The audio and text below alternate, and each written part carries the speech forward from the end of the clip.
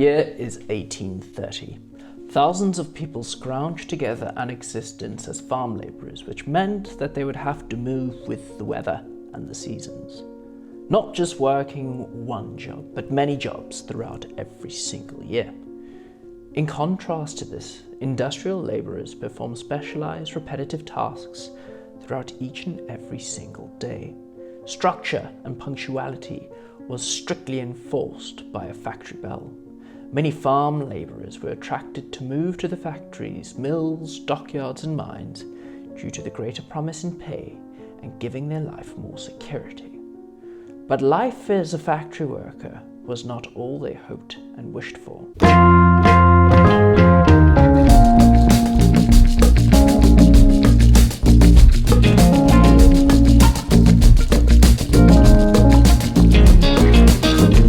Hello and welcome to the channel. I am the Knight of History and this is part number 2 of a 5-part series all about the Age of Reformation. Today we're going to be talking about the life of a factory worker and the deals people had to go through just to make a living.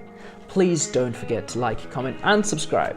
Now let's get into this. Britain's early factories could be dangerous, tough and brutally unpleasant to work in. Labourers would work 12 to 14 hours a day, 6 days a week.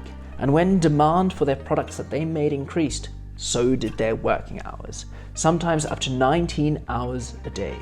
The machinery was deafening, it was hot, dusty, cotton fibres would fill the air, causing lung disease in all factories, and it was just horrible. The feudal system of landowner and farmer was long gone, replaced by a much closer and often much harsher relationship between factory owner and employees. The factory owners would often dock wages if employees broke factory rules. In the early 19th century, many poor working class families depended upon their children to provide an income for them. Most of these children would start work at the age of 8.5, but some as young as 5. In cotton mills, small children worked as scavengers, crawling beneath the spinning mills to collect the loose cotton, or they worked as piercers, fixing snapped threads. Children had to work right next to the moving machinery, which hardly ever stopped. So if they made a mistake and got their arm or leg caught, they would often lose the limb. Factory foremen would be brutal as well, often beating children with leather straps for not working hard enough or being disobedient. The strains from working in factories also had an impact on the child's health, often stunting their growth and having lifelong deformities such as knocked knees or bent spines. The worst of this treatment was actually reserved for those that were orphans, who were often purchased by the factory owners, many of whom came from workhouses. One example of which is a person called Robert Blincoe. At the age of 7, he was taken from a workhouse in London and made to work in Nottingham cotton mill. Whilst writing his memoirs later in life as an adult, he recalled working 14-hour days, being fed porridge and black bread, with disobedient children being placed in iron shackles. By the 1840s, there were around 20,000 children who worked in Britain's coal mines.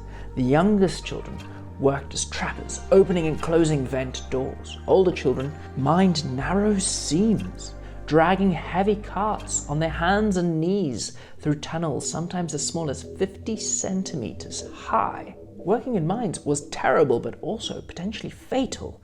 It was a dangerous job with many children being killed in mining accidents.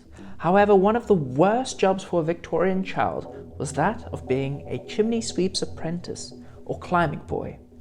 They were normally orphans given to companies to work by the parish authorities. They had to climb inside narrow chimneys of coal fires and brush away the soot.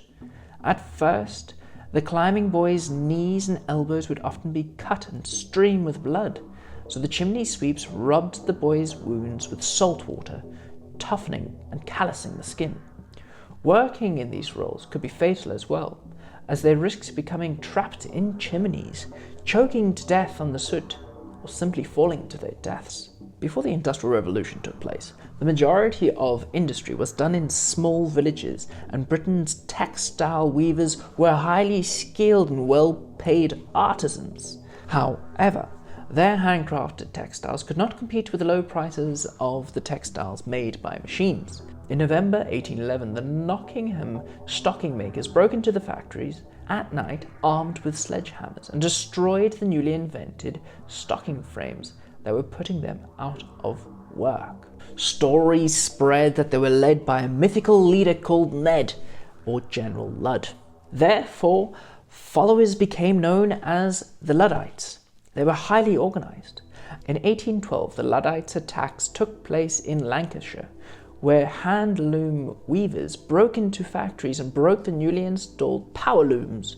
In Yorkshire, wool workers destroyed shearing frames, and Luddites even turned to assassination, when in 1812 a Yorkshire wool manufacturer was shot dead whilst riding to his mill across a moor. Parliament took firm action. The destruction of factory material was made punishable by death in 1812, and 10,000 troops were sent up to the north of England to put down any disturbances. Around 70 of the Luddite leaders were executed, and many more were transported to Australia. Though Luddites mainly concerned themselves with protecting their livelihood, the term Luddite today is used to describe people who oppose any new technology. With all of this turmoil and hardship going on, the general population was about to force change to happen. So join us next time when we talk about the major social reforms that are about to take place and shock Britain. Thank you so much for watching. I really hope that you enjoyed that and learned something from it. But I would also really appreciate if you actually do like the video and subscribe to the channel. It means more than you realize. The more you know.